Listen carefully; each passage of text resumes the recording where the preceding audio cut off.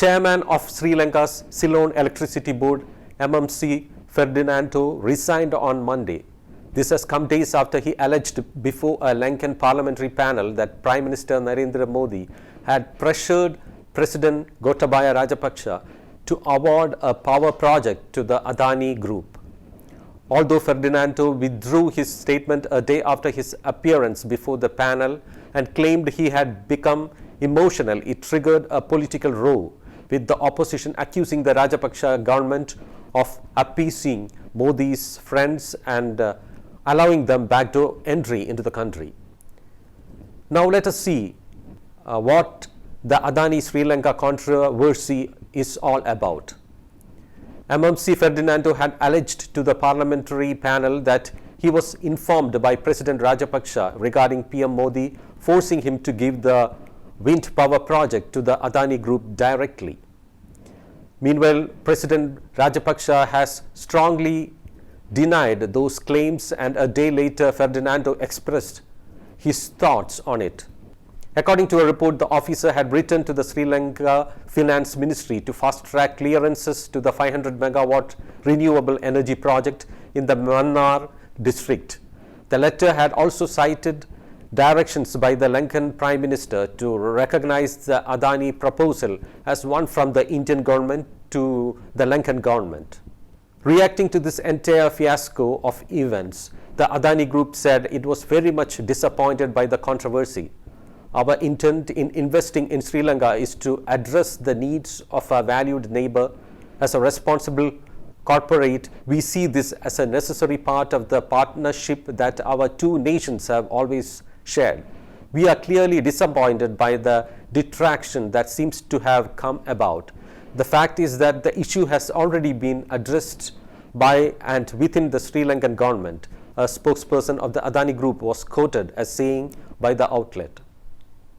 In December last year, the Adani Group had reportedly won contracts worth $500 million to develop two wind power projects in Punerian and Mannar.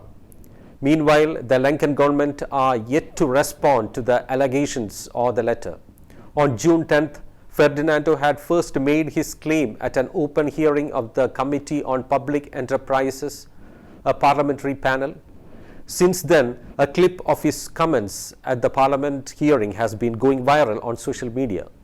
On the evening of June 12th, Ferdinando withdrew his remarks following a strong denial by President Rajapaksa on social media, claiming he had been overcome with emotion while answering questions that suggested wrongdoing by him.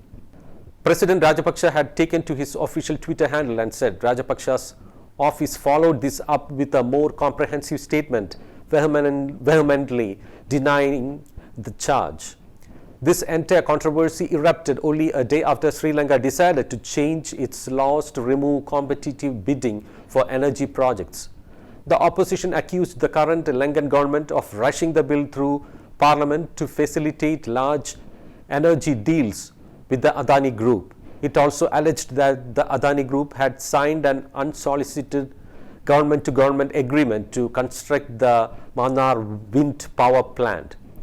While the Indian government has not responded to the charges, senior Congress leader Rahul Gandhi tweeted on Sunday, BJP's cronyism has now crossed Park Strait and moved into Sri Lanka.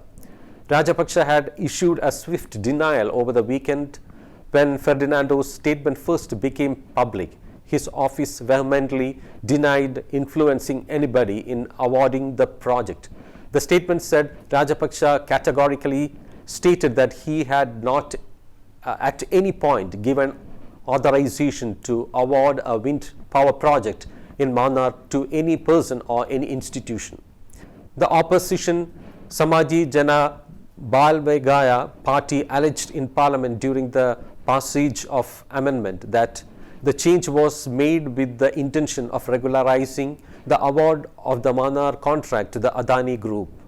Last year, the Adani Group bagged a contract to develop and run the strategically significant western container terminal of Colombo Port with a 51% stake. In May, protests broke out across the country against the ruling Rajapaksa family for their mishandling of the economy, forcing Mahinda Rajapaksa Gotabaya's brother to step down as Prime Minister.